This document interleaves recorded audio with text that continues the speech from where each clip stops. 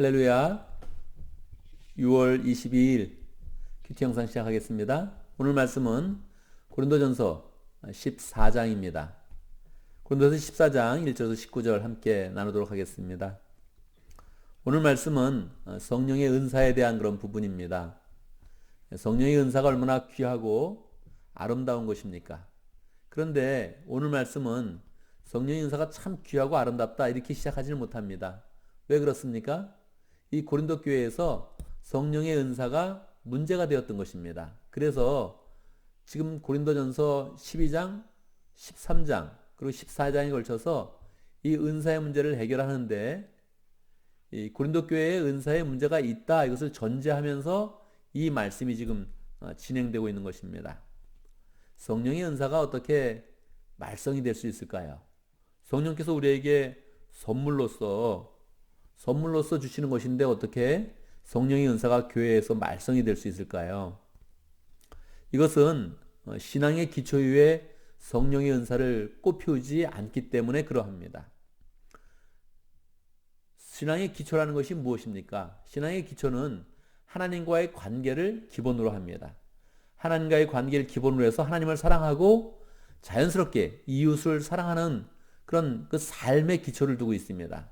그런데 성령의 은사는 특성상 외적으로 나타나는 것입니다. 하나님이 우리에게 주신 그런 그 능력이 외적으로 나타나는 것이어서 이 특성상 다른 사람과 잘 조화를 이루는 것이 아니고 성령의 은사를 가진 사람이 돋보이게 되고 주목을 받았던 것입니다. 그런데 유난히 고린도 교회는 열정이 강하고 그 삶의 여러 부분에서 열심히 있는 그런 교회여서 성령의 은사를 받을 때 경쟁적으로 받게 된 것입니다. 경쟁적으로 받으면서 자기가 더 높아지길 원했고 교만하기 원했고 성령의 은사도 자기 것이 더 강하다, 좋다 이렇게 주장하기에 이르렀던 것입니다. 그래서 사실 은사 중에서도 고린도전서 12장에 나왔던 9가지 은사 중에서도 내적으로 향한 그런 은사가 있지 않습니까? 고린도전서 12장에서 첫 번째 나온 은사가 무엇입니까? 지혜의 말씀입니다. 두 번째 은사는 무엇입니까? 지식의 말씀입니다. 또 그 은사 중에는 믿음의 은사도 있습니다. 여러분, 믿음의 은사를 가진 사람을 봤습니까? 나 믿음이 크다 가진 사람을 봤습니까? 이렇게 지혜의 말씀, 지식의 말씀, 믿음의 은사 이런 은사들은 성령의 은사가 외적으로 나타나는 것임에도 불구하고 내적으로 충만하게 나타나는 것이어서 이걸 가지고 잘하는 사람도 없고 이런 은사를 가지고 말썽을 일으키는 사람도 없는 것입니다. 그런데 성령의 그 은사의 특징적 그 외적으로 나타나는 그 특징을 가지고 자기를 주장하는 사람, 교만한 사람이 나타나니까 교회에 문제가 되었던 것이죠. 사실 은사가 없는 그런 교회는 생명력이 없는 것입니다. 은사가 없는 그런 교회는 부흥이 되지 않습니다. 그런데 은사가 있는 교회는 말썽이 나고 교회 질서가 흔들리고 교회의 권위가 잘 서지 않는 것입니다. 여러분은 어떤 것을 택하겠습니까? 은사가 없는 교회는 교회 생명력이 없고 교회 부흥이 되지 않고 은사가 있는 교회는 말썽이 나고 교회 질서가 잘 서지 않습니다. 여러분 이 두 사이에서 어떤 것을 더 원하십니까? 교회사적으로는 은사가 없는 쪽을 택했습니다.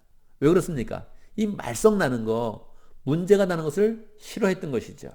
그래서 교회사적으로 볼 때 성령의 은사를 강조하는 그런 사람들은 이단이 또 특히 많았습니다. 그래서 약 100년이 지나고 200년이 지날 때 AD 약 200년이 지날 때는 이 이단들한테 치인 겁니다. 은사를 강조하는 이단들한테 치여가지고 교회에서 성령의 은사 안 된다 이렇게 약간 억제하게 이르렀던 것이죠.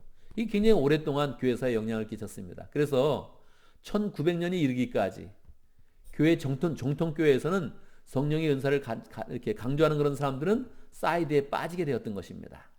또 계속적으로 성령의 은사를 강조하는 그런 사람들이 보면 그 삶의 열매 속에서 성품과 또 전도와 삶의 열매가 나타나지 않고 교회의 질서를 깨면서 권위를 깨면서 자기를 강조하는 그런 경향이 많이 나타났던 것입니다. 그래서 교회는 성령의 은사를 가진 사람을 좋아하지 않았습니다. 이상하다 이런 평가를 주로 내리게 됐죠. 결국은 1900년이 이르기까지 교회에서 성령의 은사는 강하게 역사하지 못했습니다. 교회에서 말썽이 일어난다고 생각을 하고 부정적인 입장을 취하니까 교회 내에서 성령의 은사가 풍성하게 열매 맺지 못했던 것이죠. 그러다가 1900년이 되어서 미국에서 성령의 은사 운동이 일어나기 시작했습니다. 그때 교회의 모습은 어땠습니까? 은사가 없으면 교회는 생명력이 없는 것이니까, 교회는 부흥이 안 되는 것이니까, 그러니까 교회의 그런 그 모습은 미약했죠.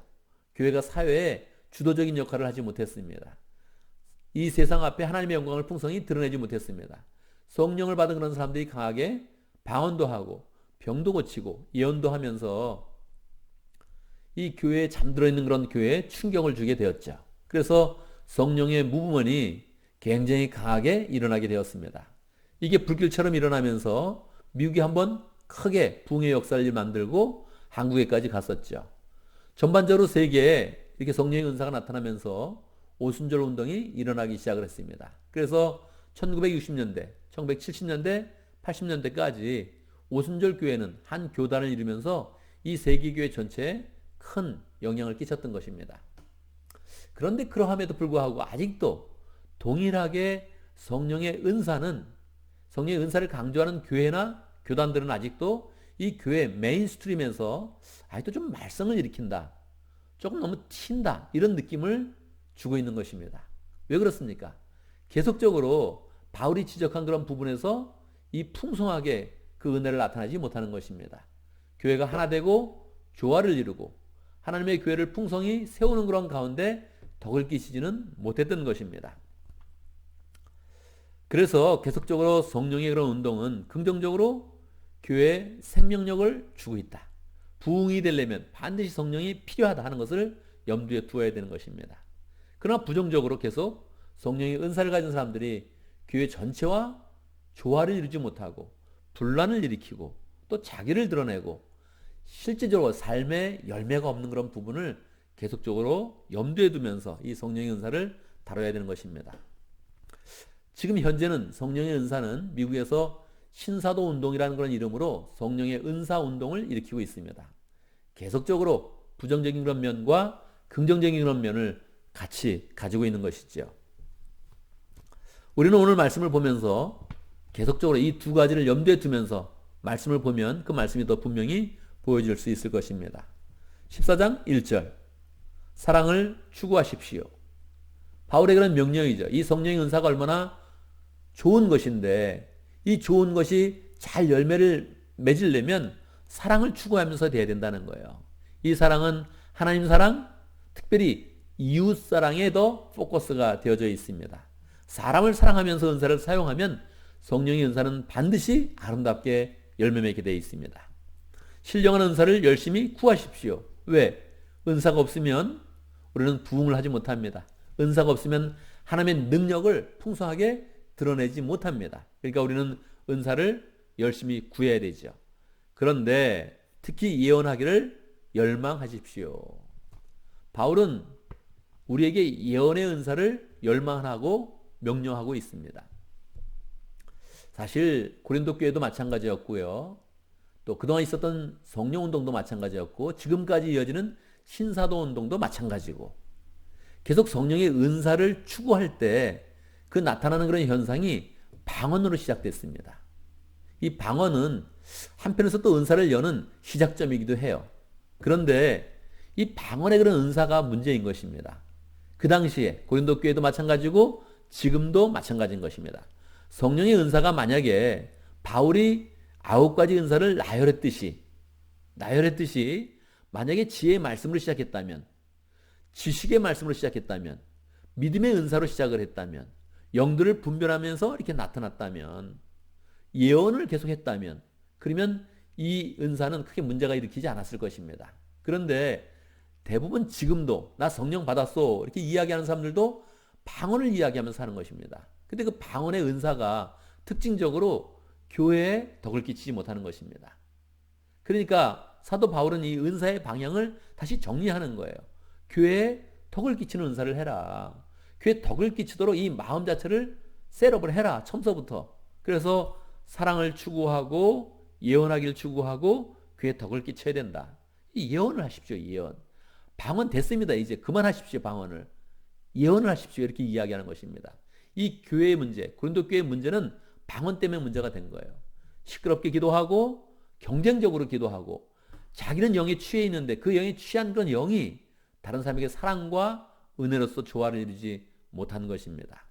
지금도 성령 충만을 이야기할 때 나도 방언 받고 싶다 이렇게 이야기하는 사람들이 있는 것입니다. 왜 지혜의 말씀으로 안 갑니까? 왜 지식의 말씀으로 안 갑니까? 왜 믿음으로 안 갑니까? 왜 예언으로 안 갑니까? 이게 이상하다는 거예요. 바울이 우리에게 지적을 하는 것입니다. 예언에 대해서는 어제 설교 말씀으로 나누었죠. 어떻게 예언을 합니까? 세 가지 요소입니다. 다른 사람에게 힘을 주고 위로하고 격려하겠다. 은사 자체가 다른 사람을 향해 있고 교회를 세우는 데 향해 있으니까 아무리 예언하는 사람이 많아도 문제가 없다는 거예요. 문제가 없는 정도가 아니라 교회가 세워진다는 것이죠. 그래서 이 방향 자체를 계속 다른 사람을 세우고 다른 사람을 돋보이게 하려고 마음을 먹으면 하나님의 그런 사랑도 이루고 풍성이 예언의 그런 열매도 이루면서 교회를 세워간다는 것입니다. 계속 바울의 그런 그 마음 가운데는 방언에 대해서 자꾸 마음에 신경이 쓰이고 있습니다. 근로의 목장에서 그렇게 이야기하는 것이죠. 우리 교회 지금 방언하는 사람들이 많이 있는데 이게 문제입니다. 지금 뭐 경쟁적으로 방언하고 기도하면 도리어 은혜가 안 됩니다. 이렇게까지 이야기를 한 것입니다. 그래서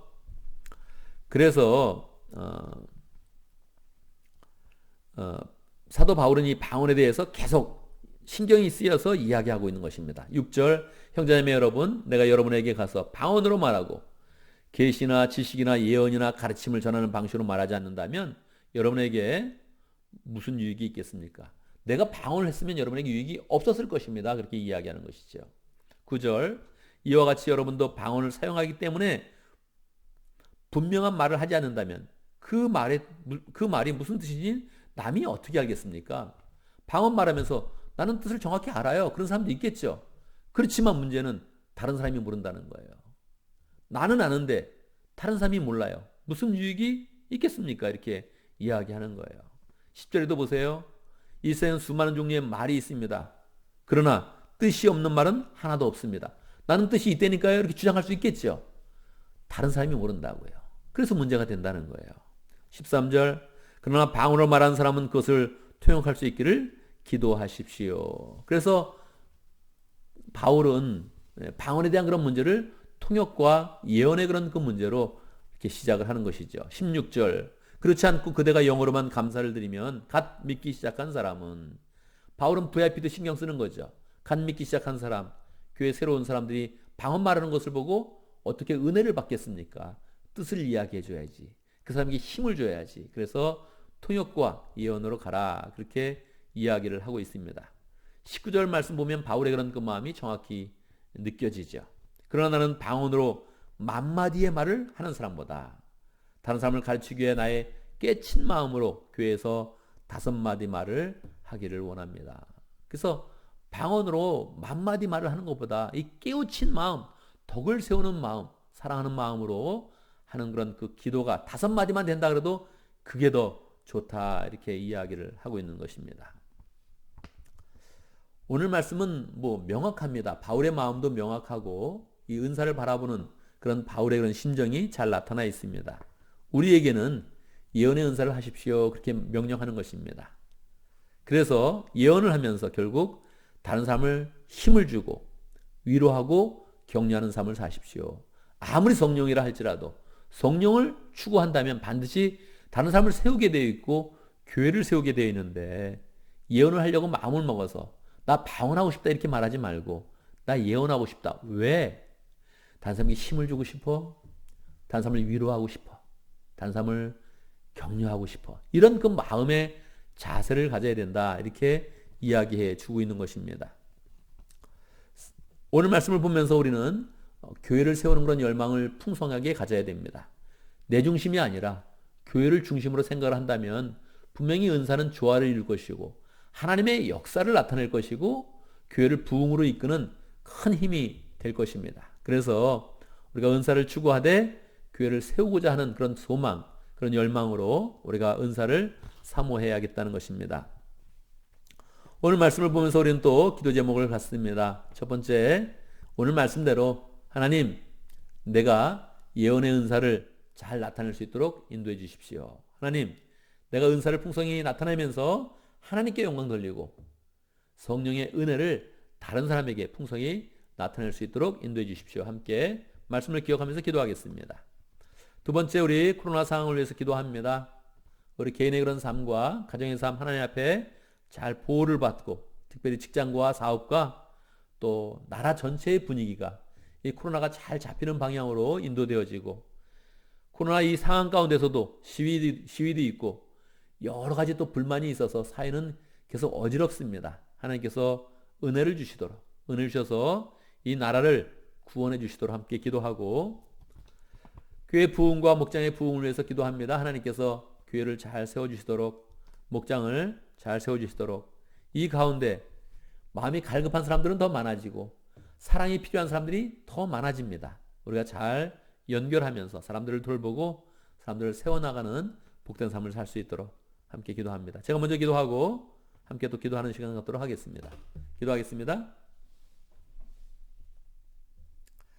살아계신 하나님을 찬양합니다. 우리에게 성령을 주시고 성령을 통해서 성령의 열매와 성령의 은사를 주시는 하나님 찬양합니다. 참으로 죄악된 우리들, 쓸모없는 우리들에게 성령을 부으시는 그런 가운데 우리를 새롭게 하시고 거룩하게 하시고 하나님의 사람으로 우뚝 세워주시는데, 하나님, 우리가 교만한 마음을 버리고 나를 세우는 마음을 버리고 하나님, 그 은사를 풍성히 아름답게 나타내어서 교회를 살리며 하나님께 영광 돌리며 영혼을 구원한 일을 잘 감당할 수 있도록 인도하여 주시옵소서. 우리도 사랑 가운데서 은사를 사모하고 예언의 은사를 열망하는 그런 가운데 교회를 아름답게 잘 세워갈 수 있도록 축복하여 주시옵소서. 이 시대를 불쌍히 여겨주시고 하나님, 코로나 바이러스에게 무력하게 우리가 하나님 아버지 당하고 있습니다. 불쌍히 여겨주시옵소서. 우리가 이것을 이겨낼 힘이 없습니다. 마치 영적 싸움처럼 보이지 않는 싸움이어서 하나님, 지진하고 지치고 어려운 그런 그 마음이 있습니다. 하나님께서 구원하여 주시옵소서. 구원의 손길을 펼쳐주시고 우리가 늘 전능하신 하나님의 은혜 가운데서 다시 평강을 누리며 하나님의 사명을 잘 이루는 삶 감당할 수 있도록 역사하여 주시옵소서. 교회 부흥을 이루어 주시고 목장의 부흥을 이루어 주시고, 하나님, 삶이 어렵기 때문에 사랑이 필요한 사람들이 많고 말씀이 필요한 사람들이 많고 은혜가 필요한 사람들이 많은데 우리가 잘 연결하는 그런 가운데 영혼을 구원하는 그런 사역 잘 감당할 수 있도록 인도하여 주옵소서. 월요일입니다. 한 주간을 풍성하게 지켜주시고 한 달을 풍성하게 지켜주시고 하나님이 맡기신 그런 일들 잘 감당하게 하시고 어디 가든지 우리가 하는 일이 복스럽고 은혜롭고 다른 사람에게 칭찬받는 복된 일 될 수 있도록 인도하여 주옵소서. 예수님의 이름으로 기도드리옵나이다. 아멘.